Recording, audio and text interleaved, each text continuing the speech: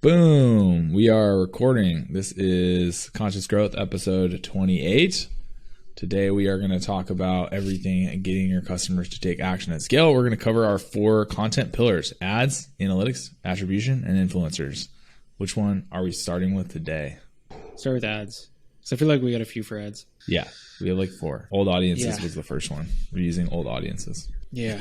If you want to kind of go into what we've been seeing in that account, and then we can just talk about the theory. Yeah. Oh, for sure. Okay, cool. This was from a high spend challenge account. So this was like actually in the fitness category. Account that runs a lot of these 30-day, 90-day, 60-day challenges for workouts. And there's a lot of spend to open these challenges over a short period. So it can be like a month leading up to the challenge, a couple weeks leading up to it. But we've run a lot of challenges for this company where we might be spending, could be a 50 grand in a week on just one challenge page, maybe a couple pages for the offers. So it's really condensed and there's a lot of testing on this one offer. And what we've noticed is when we rerun challenges in the same account, they often don't perform as well using the same audiences that we've used on previous challenges if we're using ad sets that are new. So for example, we can take a challenge ad set or an audience that had a lot of spend, run through that specific audience, create new creatives in that old audience from an old challenge, and run from that old audience to the new challenge page and get better results than running a new version of that same audience to the same page. So it seems like there's some interesting optimizations happening on the back end. In this case, we're talking mostly about Meta's ad platform. It seems like there's some interesting optimizations taking place on the back end for audiences that previously have had a lot of spend run through them, even if you're running to a brand new page, new URL in this case. And we've noticed this a lot over and over and over. It's not something that's covered in any of Meta's documentation on their ads platform. It's not something that's explicitly, at least as far as we know, been talked about by anyone that works at Meta, outside of media buyers theorizing about this. But we've seen it enough to, in our eyes, feel like it's a definite thing. So, Austin, where else have you seen this? Yeah.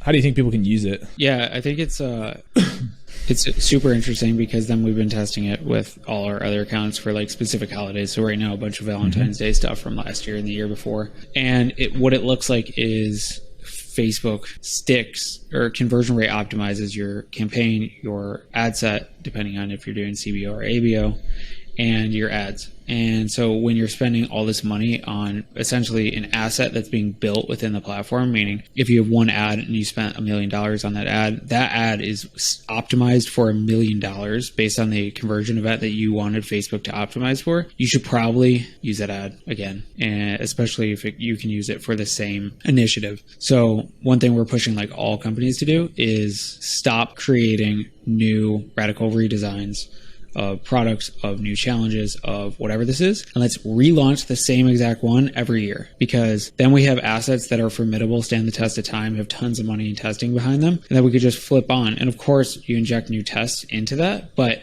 you want to make sure that you're immediately competitive in the marketplace, and you can only do that if your campaign ad set, an ad, is optimized for whatever you're trying to optimize it for.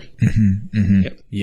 Yeah. And this works at a lot of levels. As I mentioned, ad sets or audiences that have previously had a lot of spend run through them works even better if you have audiences with creative that have a lot of spend run through them. Yep. It's a little easier in the accounts where we've used it because in the case of the challenge account where I most recently used this, it's really similar positioning for the types of products that are being sold, the types of fitness challenges that are being sold. So a lot of old assets are easy to use, but still, even if the assets cannot be reused, reusing the audiences that have had spend run through them, even if they're the same audiences you're going to use, just in this case, in Meta Ads Manager, ad sets that have already been used and reusing them, it's pretty wild, the results at times.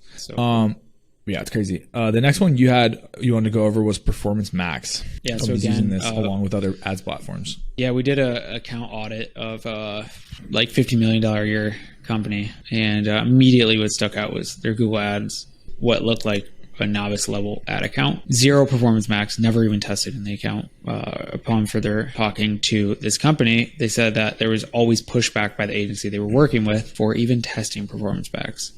And so that to me is an immediate red flag. If Google, which is a, $1 trillion company at this point, getting close to it, is consistently putting money and effort into building something that they believe is going to be the next XYZ, probably at least be testing it. But what we're saying is like 50 to 60% of total spend in many of the accounts we work on is Performance Max. Now, that's not one campaign. That's a bunch of different campaigns that optimize differently around different products, yada, yada. But majority of spend is going to Performance Max. And so, super big red flag. If you're not seeing your agency or your in-house media buyers using Performance Max, push them to do it because it works and it can work hand in hand with shopping.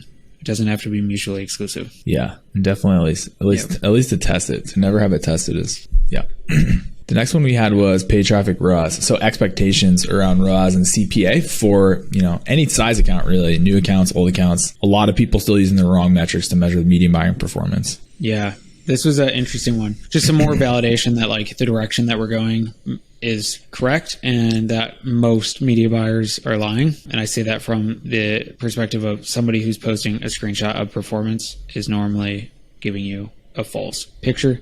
But we were talking to a company funded over $100 million, spending $150K a day on Meta. So collectively, I think they spend like $250K a day total on paid traffic with a target ROAS of 0.8 to 1 on first day or 1 day click attribution model measured through Triple Whale and Northbeam combination mixed marketing model. And that's kind of the standard of what we see with super high spend accounts is you're going for the break even, knowing that the 60-day LTV, which is the most important metric, you could do 30 if you have a quicker turnaround, is going to be well over profitable. And you only pay for that customer one time. You don't keep paying for them to keep coming back. Super, super important in high octane paid acquisition. Like when you're really trying to get new cold customers in the door, do it in a way that supports the long-term growth of the business. The reason this came up was we were auditing another account, big company, $30 million a year, basically no spend on Meta. And the reason being they were going for like a 1.5 ROAS cold or a like 2.5 ROAS blended and just wanted to kind of give them more sense of what was going on with the total marketplace and the fact that if they're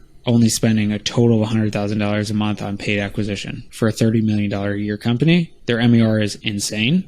And we should make sure to spend more on cold acquisition because clearly they are a profitable company. Yeah, it seems like this is happening a lot too, where maybe the last time the founders or one of the higher level executives has looked at ads was quite a while ago. And when they look at their ad performance again, say anytime in the last couple of years they've looked at it, they've gotten really upset because the metrics they used to use to judge ads performance no longer hold.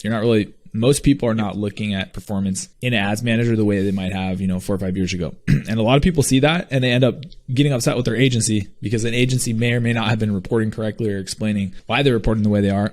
In a lot of cases, they might have had an agency or someone media buying in-house where they decided to cut off a channel because of perceived poor performance, where it actually wasn't too far off what they need to be profitable. And in some cases, it actually was profitable if they're looking at the correct, what they should be looking at, which is like the 60 to 90 day LTV of the customer, or as we always like to quote from Common Thread Collective, the cash multiplier. I love that because it's such a better thing to look at. And as Austin said, depending on the turnaround time, in our case, meaning what's the amount of time from someone's first purchase to their second and third purchase, and what time window does that happen, whether it's 30 days, 60 days, 90 days, or more, you're going to want to be looking at the LTV of a customer in that time frame. When is their second and third checkout? Somewhere in there, what's the LTV? And then judge your ads performance based off that. So for some people that aren't, looking at their ads that way, they might think they're getting bad performance when they're actually not. So it's really important just to have that set up and have it in a way that's easy to explain to everyone on the team that's interested. Yep. And similarly, that company is spending close to 6 figures a day on TikTok and knowing that almost all of the conversions, 60% are incremental conversions that they measure through a platform like No Commerce, where they get post-purchase survey data to understand whether or not those people came or first heard about X product from TikTok, which if that's the case, like that's where TikTok holds most of its weight is, hey, I first heard about it over here. This thing went viral. Not, I bought through TikTok. That actually is not a very high converting event purchase from the actual, like I'm on the app, I'm scrolling through TikTok and then I go through the app and buy something. Yeah. This one's so hard too because it's so hard for people to accept that they might not be able to have the quantitative accuracy they're used to for like a 1 day click attribution when they're trying to figure out what channel are we generating demand for the products on and what channel are we capturing demand for the products on. The push purchase survey is so critical for that. Next one for analytics, we had GA4. So yeah, Google Analytics 4, they're sunsetting Universal Analytics in July 2023. So this is just anyone that doesn't have it really needs to get on it. We're just using it to have a easy way to set up, to see the overall marketing efficiency ratio on the business, just to try to judge. We usually run a report every week just based on like a traffic breakdown in GA4, and then looking at usually the 2 or 3 ad platforms that are having money spent on them, and then just whatever checkout we're using. And that's kind of like one of the simplest reports we're always giving people. And GA4 is just great because so many business owners are used to looking at Universal Analytics. You're not really going to get a lot of pushback for using that for some part of your reporting. So just make sure that it's still up to date come July 2023. Did you have anything else you want to go over with GA4? No. Also, I mean, Google Optimize is going away. It's transitioning to something else. So if you're using Google Optimize a lot, probably get off that for now, since it's not going to be live end of this year. Yeah, find a good replacement. Attribution to marketing efficiency ratio. Yeah, we're just using that in standard reporting now. I think that's like part of our sort of layered reporting where we're using third-party attribution, third-party attribution. We're using platform attribution that's on the ad platforms we're using post-purchase surveys, and then we're using marketing efficiency ratio. Those are kind of the big ones we're using, just as it gives a good overall picture and a lot of context for those numbers. That's ads, analytics, and attribution. Did you have anything in the influencer you want to go over? Any new SaaS products, other stuff? Not right now. We got some proprietary stuff and things we're testing, so I want to keep it secret for now. Just get your influencers, survey your customers, know who actually is buying your stuff already. Ask them if they will do promotions. Pretty easy. And if someone promotes, ask if you can use it as an ad. I'll reiterate that forever because most people still won't do it. Every podcast. Any updates on the school platform? I know you're playing around with that. No, it's cool. I think we'll have a client or 2 on it pretty soon, so then we'll get to like actually see in action how community building on it works. And yeah, I'm stoked to see what that looks like. Yeah, I'm super excited for school. Nice. If you don't have anything else, I guess we can wrap it. It's a short episode today. So, boom. Actionable. Take action.